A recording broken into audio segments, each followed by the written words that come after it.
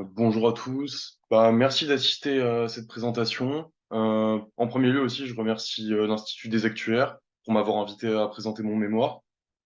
Du coup, ce mémoire, il porte sur l'étude du modèle de Black-Litterman et son application, du coup, dans le cadre de l'allocation stratégique d'un établissement financier. En l'occurrence, c'était la Caisse des dépôts et c'est un mémoire que j'ai présenté en 2023. Alors, cette présentation, elle s'articule en 9 parties. En premier lieu, je vais expliquer les motivations, ensuite les données utilisées. Après ça, je vais passer au modèle de Black-Litterman. Il y a une petite partie sur la sensibilité à la confiance. Je définirai la confiance, ce que c'est exactement.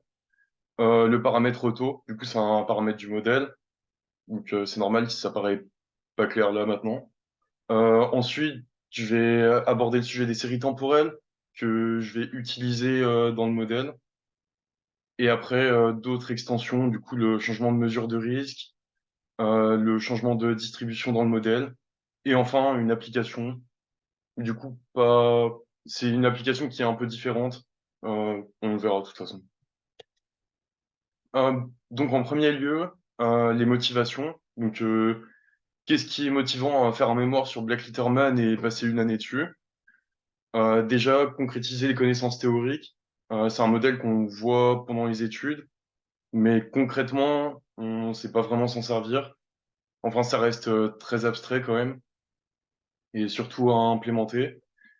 Euh, L'intérêt de faire un mémoire dessus, c'est aussi de comprendre en détail les mécanismes et les paramètres.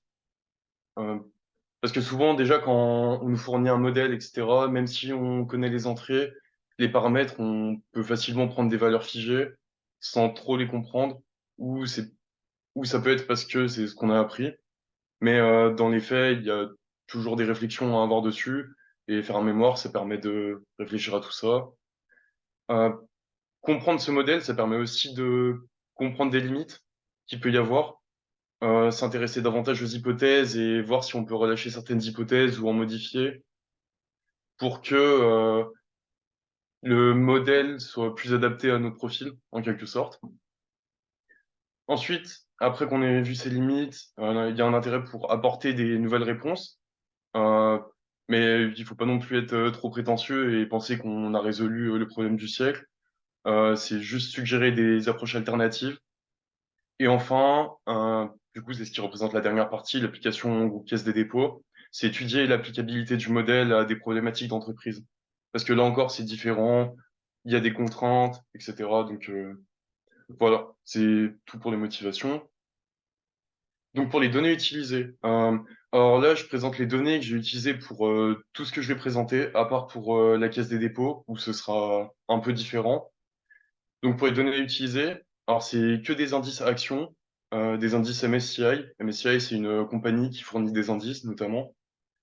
C'est des indices en net total return. L'avantage c'est que les dividendes sont aussi compris et c'est net. Et du coup ça permet vraiment de pouvoir les comparer de façon cohérente, on va dire. Chaque indice représente des actions cotées. Alors c'est par région ou par pays. Il y a un camembert qui permet de voir à peu près la répartition de l'indice. Il faut savoir que c'est pas exactement la vraie répartition de l'indice. J'ai exclu certains pays et j'ai normalisé pour faire 100%. Mais en fait, c'est les indices qui m'intéressaient le plus, pour lesquels je pouvais facilement trouver de l'information. Et voilà. Donc globalement, il y a une tendance, mais on voit quand même des comportements hétérogènes. Parce que c'est vrai que si on utilise que des indices actions, il y a aussi cette idée que au final c'est un peu tout lié, donc il n'y a pas forcément d'intérêt à diversifier. Mais on voit que il y a quand même des réactions différentes par région, etc. Donc il y a un intérêt à chercher la diversification et alors à utiliser un modèle d'allocation d'actifs. Donc, l'idée, c'est de prendre en compte des anticipations de l'investisseur et de modifier ce portefeuille. Donc, maintenant, je passe au modèle de Black Litterman. Euh, alors, c'est pas une approche très théorique, mais plutôt une vue d'ensemble, parce que je pense que c'est plus intéressant de comprendre comment ça fonctionne exactement. Donc on va commencer par la partie marché. Alors la partie marché, ce dont on a besoin, c'est un portefeuille de marché. Du coup, par exemple, celui que j'ai présenté juste avant. Ah oui, pardon, j'ai oublié de préciser. L'allocation que je montrais, c'était du coup la décomposition d'un indice mondial. Et pour chaque pays, à chaque fois, il y a un indice particulier. Donc là, mon portefeuille de marché, ça va être le poids de chaque indice de pays ou région dans le portefeuille, dans l'indice monde. Et donc, pour le modèle de Black-Kitterman, on va utiliser le MEDAF, du coup, modèle d'évaluation des actifs financiers, qui va nous permettre, à partir de données historiques, de calculer une aversion au risque, une matrice de covariance, et en ajoutant à ça notre portefeuille de marché, on va pouvoir obtenir ce qu'on appelle des rendements d'équilibre, en quelque sorte. Et donc, ces rendements d'équilibre, donc c'est ce qui est encadré en bleu, ça va être un peu la vision du marché actuel. Donc, quels sont les rendements pour chaque indice, etc., dans un contexte présent, en quelque sorte, ou comment est le marché à peu près. Et l'intérêt du modèle de Black-Litterman, c'est qu'on va avoir une autre partie qui est du coup la partie investisseur. La partie investisseur, c'est vous ou moi ou une compagnie. Et c'est quelqu'un, en fait, un investisseur, possède une vue sur les marchés financiers, c'est-à-dire comment jusqu'à la prochaine période, ils vont évoluer. Par exemple, ça peut être telle action ou tel indice va performer de 2%. Du coup, ça va s'appeler une vue absolue. Et ensuite, il va y avoir les vues relatives. Donc, les vues relatives, c'est tel actif va surperformer tel actif de X% ou va sous-performer. Ça marche dans les deux sens. Bah, de toute façon, c'est lié. Et donc, il va y avoir cette anticipation de rendement. Et à ça, on peut également y associer une incertitude sur ces anticipations. Donc, par exemple, on peut dire, j'anticipe une performance de 3%, mais avec 80% de confiance, par exemple. Et donc, en fait, on va mélanger ces deux parties pour essayer d'obtenir une combinaison qui va être les rendements attendus pour la prochaine période. Donc, pour ça, il y a plusieurs approches. Euh, Ici, je vais parler brièvement de l'approche bayésienne, parce que je trouve qu'elle est plus claire à comprendre. Et voilà, donc en fait, oh là, c'est pas clair, il n'y a pas les formules, donc on va passer à la slide suivante. Donc en fait, là, il y a alors, en premier lieu, il y a écrit le théorème de Bayes. Euh, c'est dans un cas discret parce qu'il n'y a pas d'intégrale, etc. Et je trouve que c'est plus pratique. Donc, ce qu'il faut voir, c'est que on a PMU qui est tout en haut à droite. Alors PMU, c'est quoi? C'est la partie marché qu'on a vu juste avant, MEDAF. Donc en fait, c'est la répartition des rendements à peu près. En fait, euh, oui, c'est ça. C'est la distribution de la moyenne des rendements. Et à côté, du coup, on va multiplier par la vraisemblance. Donc la vraisemblance, c'est ce qu'on observe en théorie. Mais ici, c'est un peu différent. Ça va plus être les anticipations qu'on a. Et du coup, on va considérer que on a ces anticipations conditionnellement à comment est le marché, en quelque sorte, ou comment est cette distribution a priori. Donc celle qu'on avait, enfin celle que le marché nous donne directement. Et par l'utilisation de l'inférence bayésienne, en fait, on va les combiner et ça va nous donner la distribution a posteriori. Du coup, la distribution de mu, la moyenne des rendements, conditionnellement aux anticipations de l'investisseur. Donc c'est ce qui est dans l'encadré bleu. Ça paraît peut-être un peu plus clair. Donc en fait, les rendements, on suppose qu'ils suivent une loi normale de moyenne mu et de variance sigma. Mu, elle est inconnue a priori. Enfin, a priori, non, on la considère inconnue en quelque sorte. Et sigma est estimé empiriquement dans mon application. Euh, Ensuite, on va considérer que Q conditionnellement à mu, ça suit une loi normale de paramètres P mu. Alors P, c'est c'est les portefeuilles, enfin, une matrice qui contient les portefeuilles qui permettent de répliquer ces vues. Par exemple, si je dis qu'un actif va surperformer un autre, à ce moment-là, je vais créer un portefeuille avec l'actif qui va surperformer et celui qui va sous-performer en quelque sorte. Je vais faire un et moins un et en théorie, c'est censé me donner le rendement que j'attends. Donc, ces vues, elles suivent une loi normale où oméga, c'est l'incertitude qu'on a sur ces vues. Et en fait, la vision a priori du marché, elle va nous donner que mu, c'est une loi normale d'espérance pi et de paramètres tau sigma. Et donc, par inférence bayésienne, on va obtenir que mu conditionnement à ces vues, ça suit une loi normale avec des paramètres bien plus longs à dire. Donc, du coup, je vous laisse les lire si vous voulez les lire, mais je vais pas les énumérer. Ça me paraît plus simple. Ce qu'on peut juste voir, c'est qu'en fait, c'est en quelque sorte une moyenne pondérée de la partie marché et la partie investisseur qu'on peut retrouver. Par exemple, pour les rendements, on voit que il y a l'inverse d'une matrice qui sert du coup à normaliser en quelque sorte, et c'est pondéré, du coup pi est pondéré par l'inverse de tau sigma, et Q, les anticipations de l'investisseur, par la transposée de P fois oméga moins 1. Alors ici, vous pouvez voir un exemple. Cet exemple, c'est que alors du coup, on prend des hypothèses, comme ça c'est plus clair. C'est le marché suisse va surperformer le marché US de 0,1%. Alors du coup, c'est à horizon une semaine, donc 0,1%, ça peut paraître faible, mais si on annualise, ça fait plus de 2%. Et la deuxième vue, ça va être les marchés Canada et France vont surperformer le marché Japon de 0,2%. Donc là, c'est l'approche de base.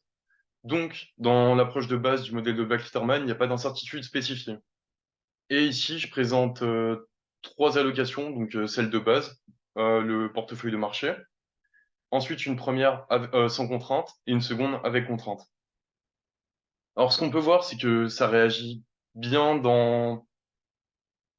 enfin, pour les deux types d'allocations, que globalement, une vue où il y a une anticipation de surperformance, elle va se retrouver plus allouée, ce qui paraît logique. Et une autre chose, c'est que là, par exemple, il y a un mouvement énorme sur une vue qui concerne la première vue, en fait, qui a été donnée. Ça, c'est en partie lié au fait qu'on anticipe que un actif qui est très lourd dans le portefeuille de marché, donc en l'occurrence l'indice MSCI États-Unis, il va être sous-performant. Et du coup, ça va donner beaucoup plus d'impact sur l'actif qui va être surperformant. Parce que par exemple, au début, l'indice suisse, il est très bas et en fait, il se retrouve énormément alloué. Euh, après, en fait, là, avec cette vue, le problème, c'est que comme on n'a pas spécifié d'incertitude, on, en quelque sorte, on s'éloigne énormément du marché et qu'on soit sûr ou non, en fait, on pourrait dire plus ou moins n'importe quoi, ce qui du coup est pas super de ce point de vue-là. Donc, alors déjà, l'incertitude de base dans le modèle, donc celle des vues. Dans le modèle de base, en fait, c'est une hypothèse un peu réductrice qui est que l'incertitude des vues, c'est tau fois la diagonale de la transposée de P sigma P. Ouais, c'est ça. En fait, c'est la diagonale parce que ça nous permet d'assurer le fait que la matrice soit inversible. Et du coup, c'est un gros avantage comme on inverse dans nos formules.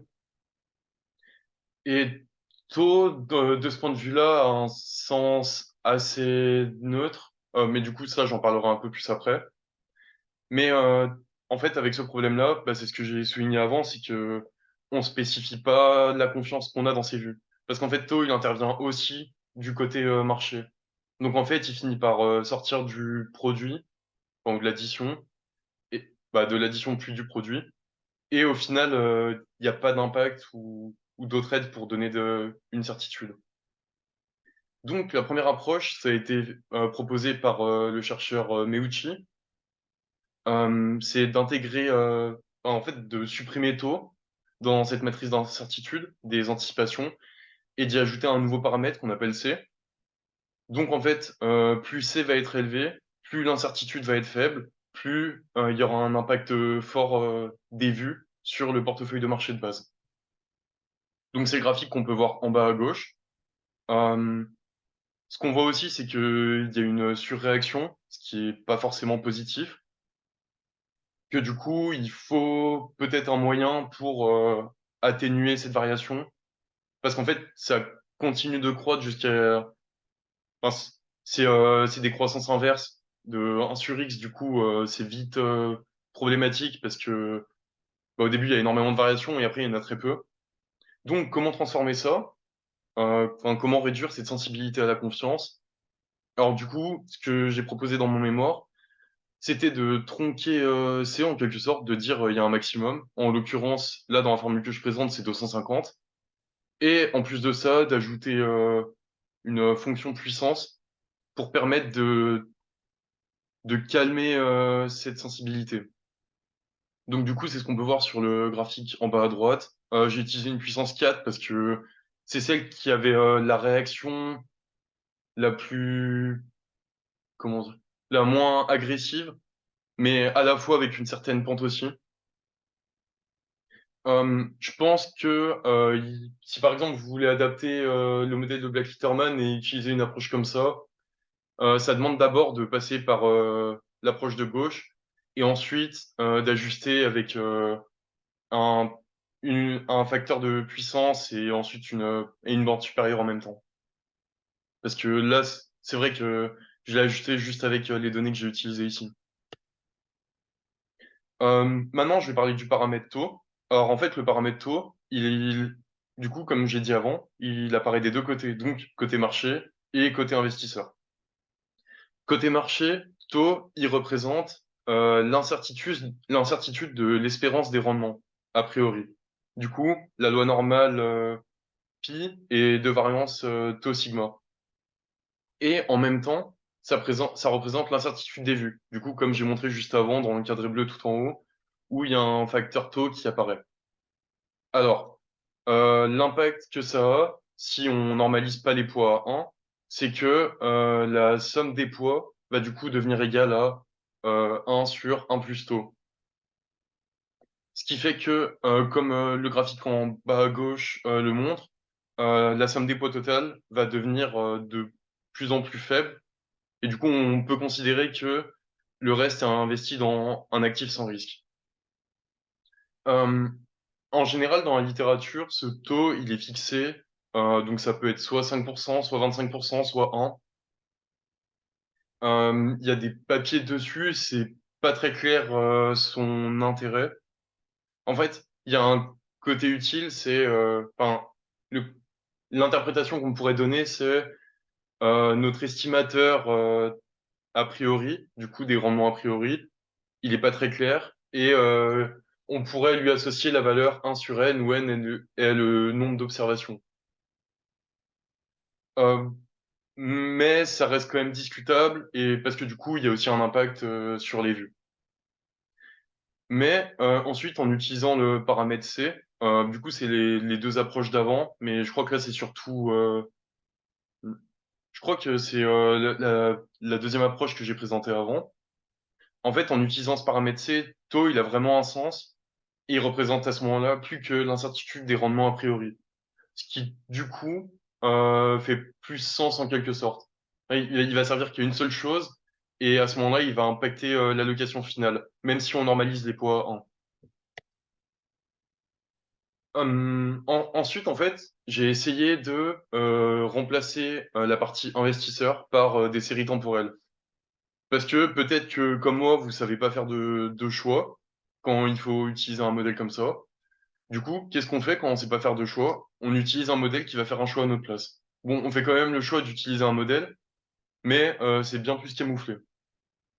Donc, à quoi servent les séries temporelles? Dans notre cas, c'est à générer des anticipations de marché par rapport aux informations disponibles. Donc, j'ai utilisé les modèles ARIMA et VAR. ARIMA, c'est un modèle en une dimension, et VAR, en fait, c'est un vecteur autorégressif. Euh, je vais peut-être un peu plus parler des modèles VAR. Du coup, en fait, c'est un vecteur qui utilise l'information passée de tout ce vecteur-là, au lieu d'être en une seule dimension. Alors oui, c'est un peu simpliste d'utiliser des modèles comme ça, en quelque sorte. Enfin, il y a des modèles beaucoup plus poussés en série temporelle, mais l'avantage, c'est que c'est pratique à utiliser et à interpréter. Et que dans mon cas, c'était qu'une petite partie, donc ça garde quand même un intérêt, à mon sens. L'idée, c'est de calibrer des modèles et de ne conserver que ceux qui sont statistiquement cohérents. Ensuite, une fois qu'on fait des prévisions, on va intégrer ces vues et utiliser l'incertitude associée pour notre matrice d'incertitude. Là, par exemple, ce qu'on peut voir à gauche, c'est une comparaison entre les modèles. Du coup, ça devait être, je crois que c'était un modèle ARMA et un modèle VAR et les données historiques. En fait, ce qui est plutôt évident, c'est que globalement, un modèle unidimensionnel, il a des variations assez faibles parce que c'est des variations moyennes qu'il va donner, ce qui du coup est pas forcément avantageux pour des séries financières. Enfin, oui et non, mais en fait, c'est des prédictions moyennes et là, on peut voir que la variation est vraiment petite. Alors que pour des modèles VAR, comme il y a des impacts qui se cumulent, on peut avoir des variations qui sont plus au même niveau que les données historiques.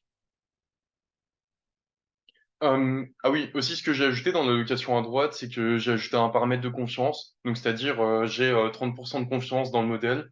À ce moment-là, je fais comme j'ai présenté avant, où je remets à l'échelle l'incertitude.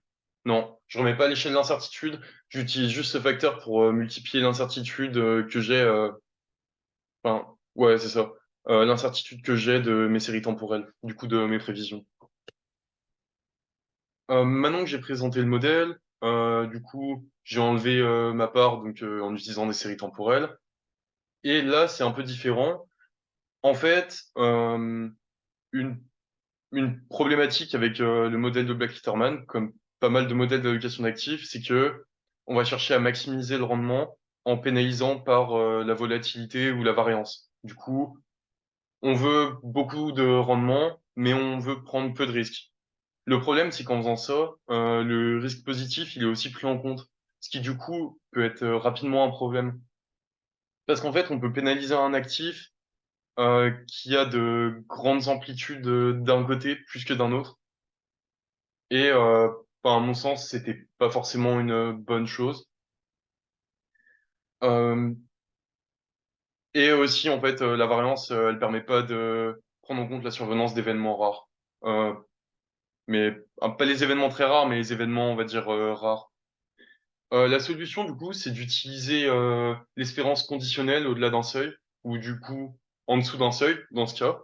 Donc, c'est dire, par exemple, je vais mesurer le risque d'un actif en prenant 30% des rendements les plus faibles historiques observés, enfin, dans une approche historique. Dans ce sens-là, c'est plutôt intéressant parce que ça va mesurer que le mauvais risque. Ça va donner une information sur la répartition dans cette partie-là, du coup, des 30%, enfin, dans mon exemple. Et c'est possible de l'intégrer au modèle de Black-Litterman. Donc, comment on l'intègre au modèle de Black-Litterman?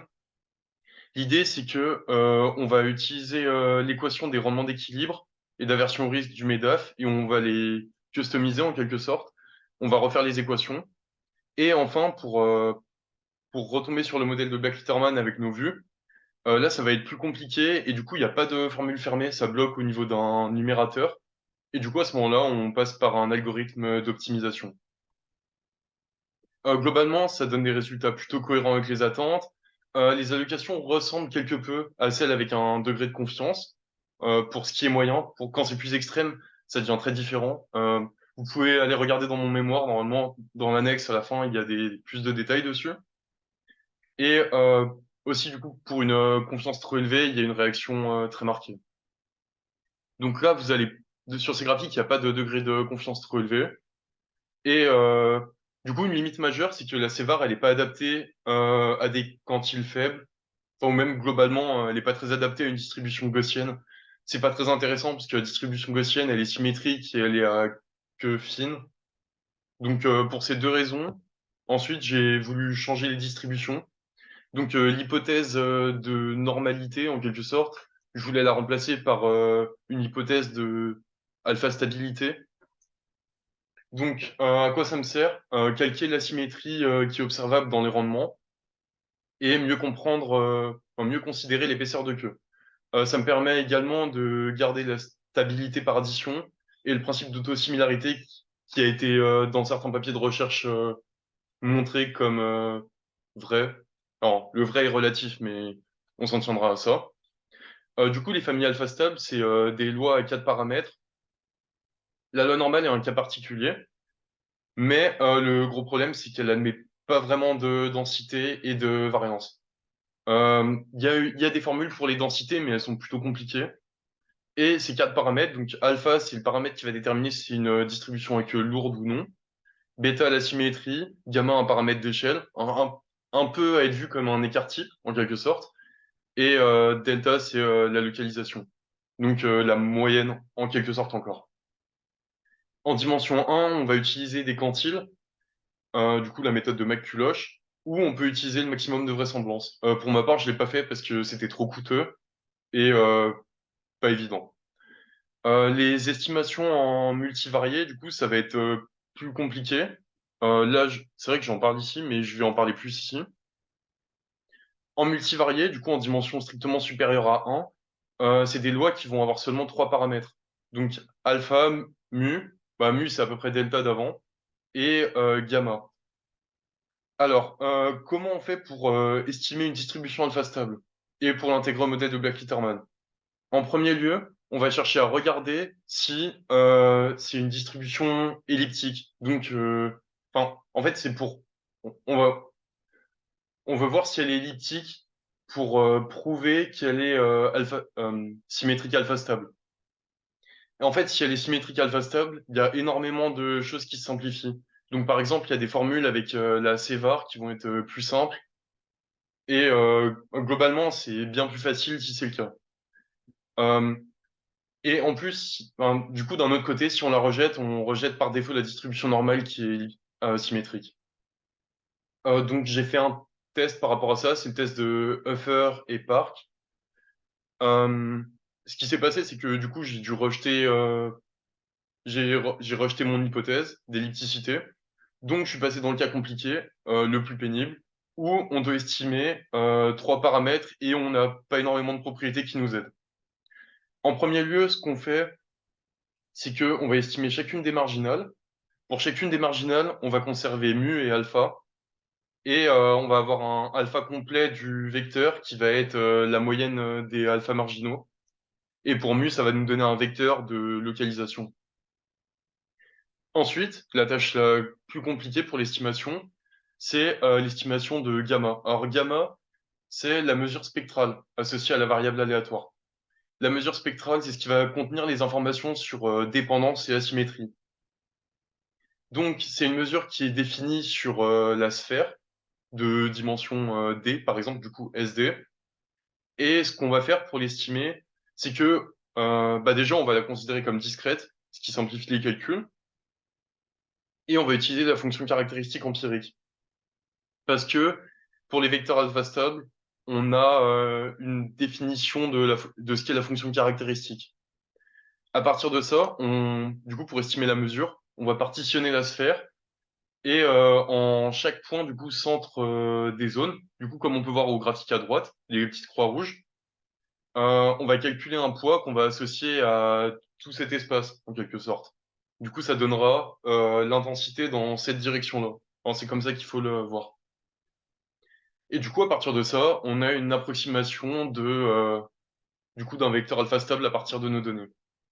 J'ajoute à ça un contrôle sur les rendements, qui du coup est mal écrit ici, mais c'est pas très grave, de moins 30% plus 30%, en se disant que une surperformance de 30%, enfin, une performance de 30% sur une semaine, ça paraît très anormal, et une sous-performance de 30%, c'est presque impossible. En tout cas, c'est l'hypothèse que j'ai faite, elle est peut-être fausse, mais mon point, c'était que le contrôle des marchés financiers empêcherait une telle chute, parce que ça rimerait à une très forte crise, et Et en même temps, c'est quand même des indices qui sont diversifiés parce qu'il y a les grandes capitalisations et les petites. Donc, ça me paraissait très compliqué d'être en dehors de ces bornes.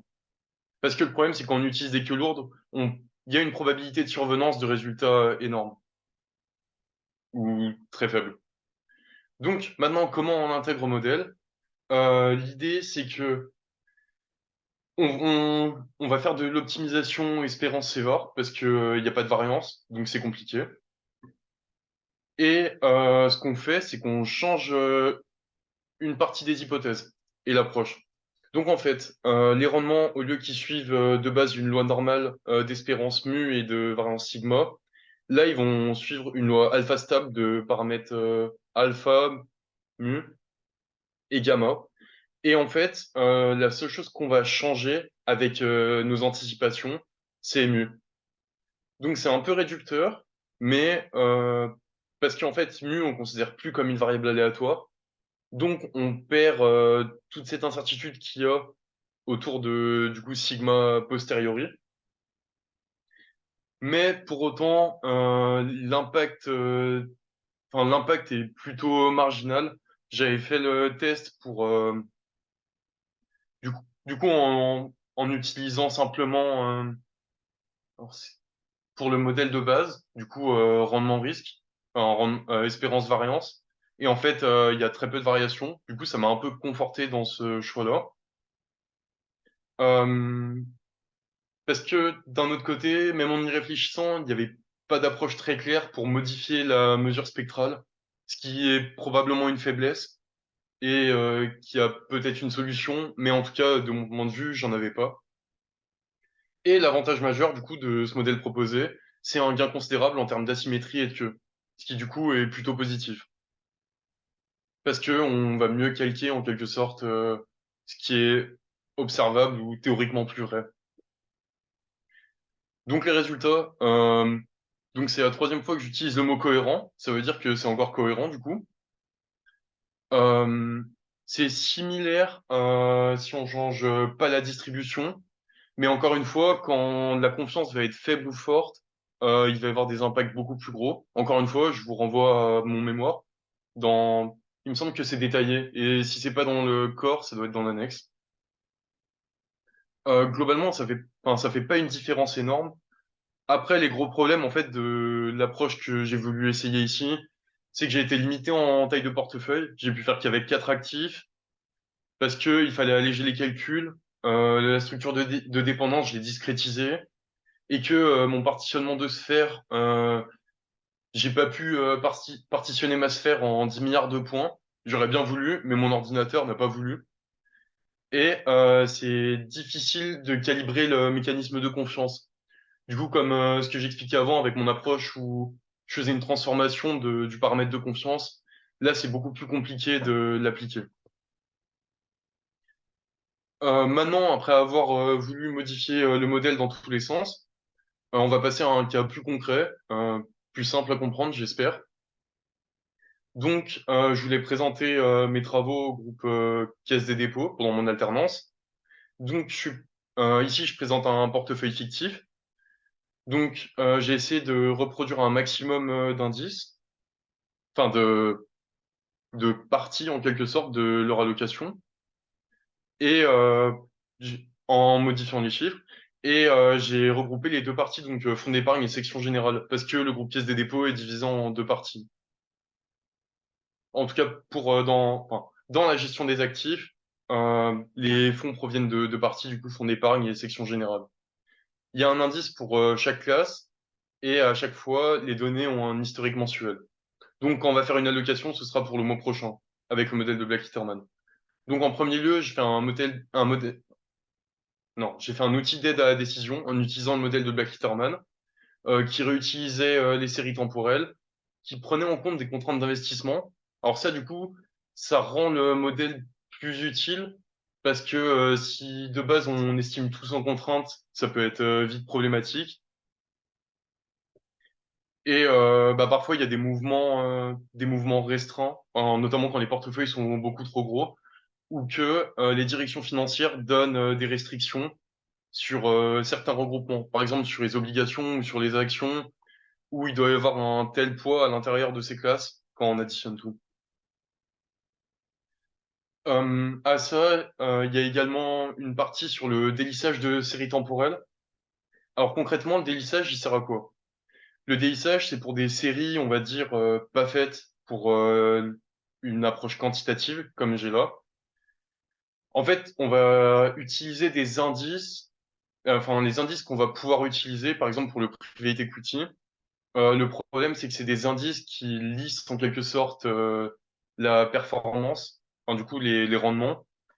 Et donc, on considère qu'on perd une information parce que ça fait comme s'il y avait, bah ça c'était plus pour l'immobilier, il y a très peu de volatilité, enfin pas énormément. Et du coup, ce qu'on fait, c'est qu'on va délisser cette série. En fait, on considère que l'indice qu'on a actuellement, il contient une part d'informations présentes et un autre pourcentage d'informations passées. Et du coup, à partir de ça, on peut retrouver l'information présente cachée en quelque sorte. Donc, ensuite, à droite, je présente mes vues, où du coup, par exemple, je dis que ici, les actions US, elles vont remplacer systématique et discrétionnaire, donc c'est des classes d'actifs, et que l'inflation va surperformer le crédit fixe et gouvernemental, gouvernementaux fixes de 0,4%, et je donne des limites d'amplitude. Ensuite, ça va me proposer des... Ah, et dessus, j'avais appliqué des contraintes. En fait, j'ai regroupé, du coup, par exemple, c'était actions, obligations et immobilier. En fait, immobilier s'est retrouvé tout seul parce que j'avais pas de données private equity à un mois, c'était que sur 3 mois et ça me donnait pas assez de points. Et du coup, comme il y a une contrainte sur l'immobilier à 0,2, bon, en fait, il reste tout le temps pareil. Mais ce qui est intéressant, c'est qu'en fait, comme il y a cette contrainte à 0,2 et que l'immobilier a des corrélations avec d'autres actifs, et ben à ce moment-là, ça devient intéressant parce qu'en fait, c'est pas parce qu'il est contraint que il est inutile de ce point de vue-là. Donc là, je présente du coup deux versions, donc une avec ses VAR et une avec le modèle normal en quelque sorte. Et voilà, donc ça réagissait plutôt bien à mes vues de ce point de vue-là. Et je pense que c'est à peu près tout pour ce que j'avais à dire ici. Donc voilà, ça m'amène à la conclusion. Donc les résultats, ils peuvent être considérés comme plutôt intéressants, parfois expérimentaux. C'est une application du coup pour le groupe qui est utile, mais dans une forme moins poussée, on va dire. Après, les problèmes, c'est qu'il y a beaucoup d'outils qui sont mélangés entre eux et que la complexité croissante, au bout d'un moment, on se demande où on va et pourquoi on le fait. Parce qu'en fait, enfin, par exemple, j'en ai parlé sur la mesure spectrale, mais ça devient vite, on se sent vite embourbé dans les modèles et on se demande, on se rappelle plus vraiment quoi sert tel paramètre et au final là où on veut aller. L'interprétation, elle est parfois plus difficile, du coup, surtout quand on commence à complexifier les choses. Et du coup, axe d'amélioration, euh, bah, c'était un point comme un autre, mais dans la recherche, il y a pas mal d'articles sur utiliser une fenêtre d'application plus longue, c'est-à-dire j'ai des données à une semaine et je voudrais faire des allocations pour 3 semaines. Et du coup, ça donnerait des résultats un peu différents. Si par exemple on a une vue sur chaque horizon, bah, à ce moment-là, ça donnerait des résultats différents. Voilà, c'est à peu près tout. Je vous remercie d'y avoir assisté. Et maintenant, on peut passer aux questions si vous en avez.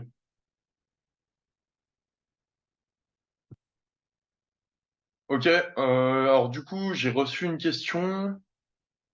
Euh, alors c'est, est-ce que c'est possible de relâcher l'hypothèse que mu est stable enfin que mu est constant?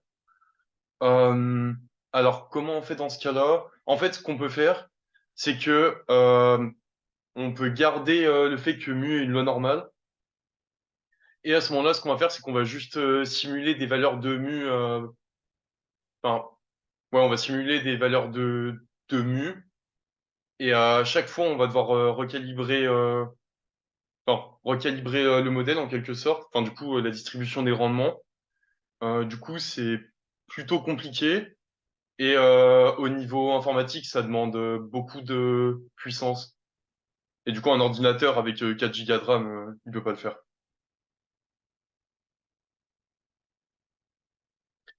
Alors, il y a une autre question. Bonjour, merci beaucoup. Est-il possible de se prémunir contre des scénarios qu'on ne peut pas se permettre? Catastrophiques.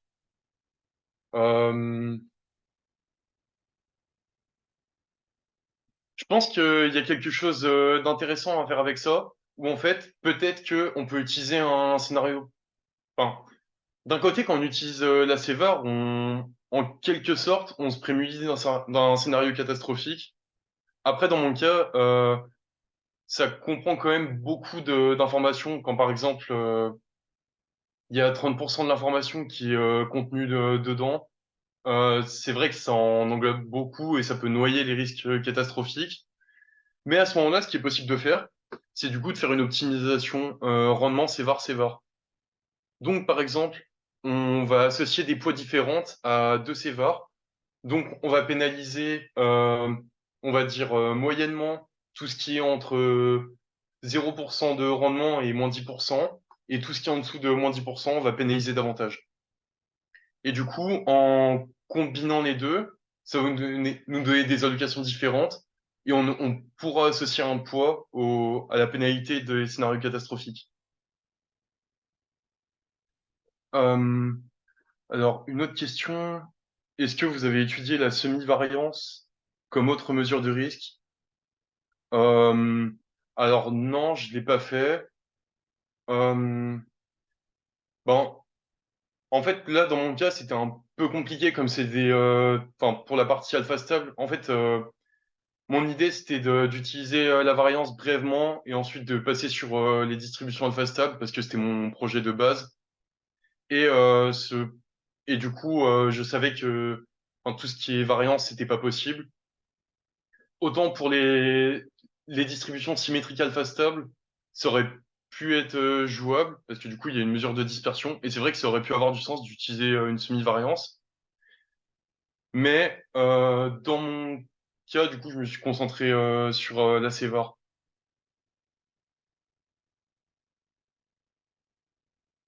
Euh, pour la deuxième question qui était au même endroit, comment avez-vous découpé la sphère en morceaux?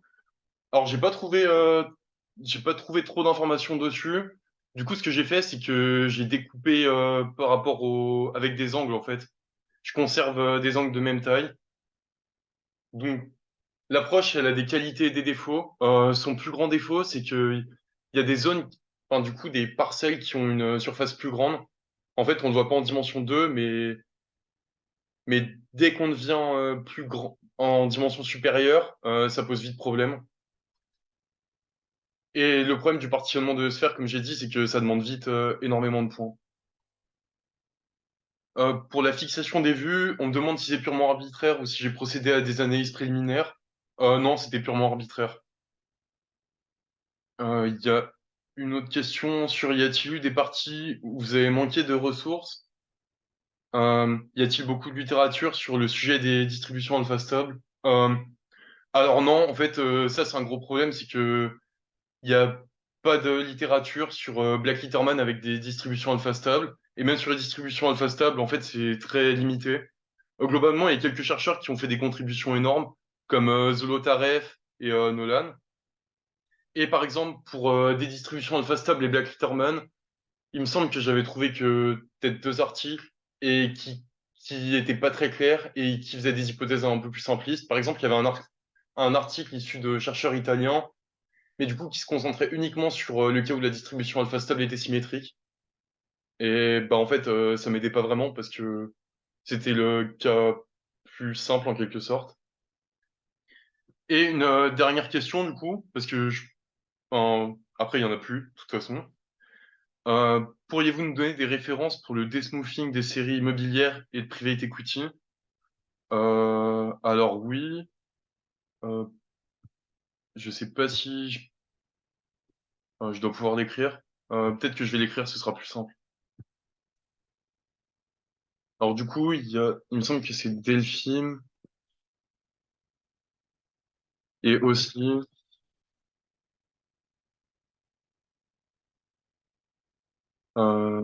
2019. Et si c'est pas clair, sinon, ah, ah, Pardon, je me suis trompé, c'est Delphine, pas Delphine. Euh, et enfin, si ça correspond pas à ce que vous attendez, vous pouvez m'écrire sur LinkedIn ou par Institut des Actuaires. Je pense que je pourrais vous répondre plus largement. Parce que là, j'ai pas mon mémoire sous la main. Et c'est vrai que j'ai cité qu'un papier dans ma présentation. Voilà, c'est à peu près tout.